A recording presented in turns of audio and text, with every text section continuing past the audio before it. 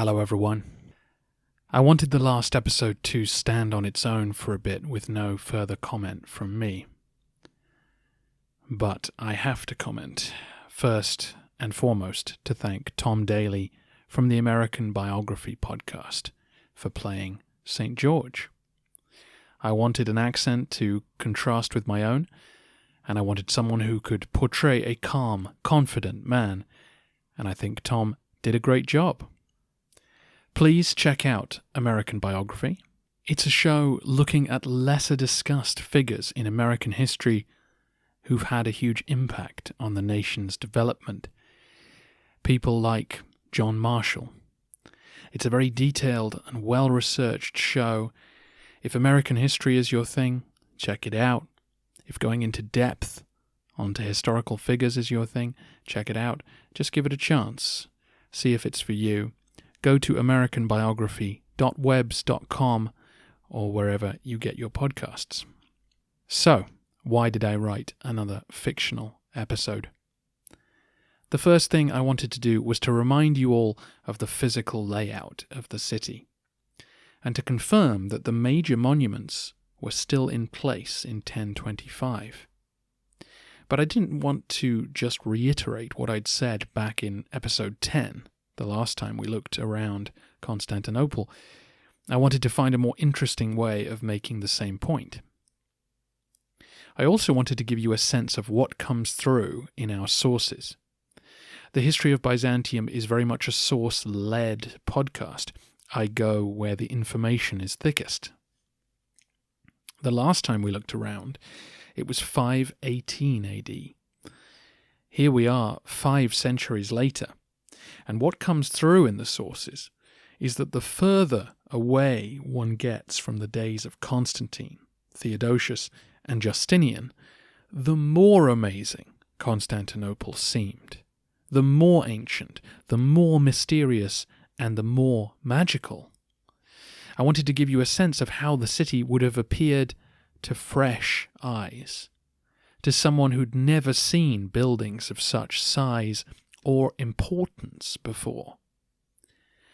The details of what I described were all accurate, with one exception. We know quite a bit about the Holy Apostles, thanks to the descriptions of those who visited that church. However, I can't actually vouch for the appearance of the front of the building or the gold decoration inside. The church is no longer there, and we just don't know enough from archaeology to confirm that. I borrowed a little from the appearance of St. Mark's in Venice, which was influenced by the Holy Apostles. Apart from that detail, though, what I described is hopefully what one could have seen if visiting around 1025, and hopefully a sense of the impression it would make on someone who'd never seen anything like it. As for that content of the story, the idea came to me a while ago that there must have been thousands and thousands of soldiers who died protecting their capital without ever seeing it for themselves. Why did I make him a dying man? Why bring a saint into it? This also came from the sources as much as my imagination. Although the monuments of Constantinople were an amazing sight, and today when one visits Istanbul that's what you see, but most visitors who wrote about the city during its life were not there to see the monuments. They were there to visit the relics of saints and martyrs. It's a theme I'll be picking up on soon in another episode. But it's that religious, spiritual, magical power that those relics have that drew people to the city.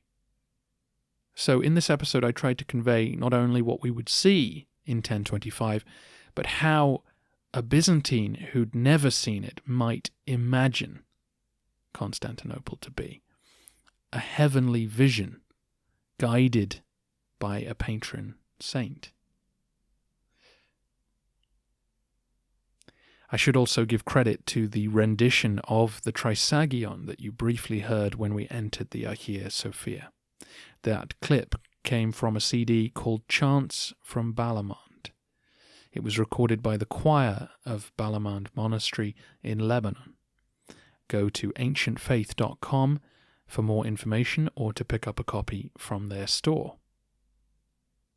In our next episode, we'll take a more conventional look around the sites that George and Stephen visited to update things from episode 10. That's it for today. I hope you enjoy the episodes coming up, and thanks again for all your support.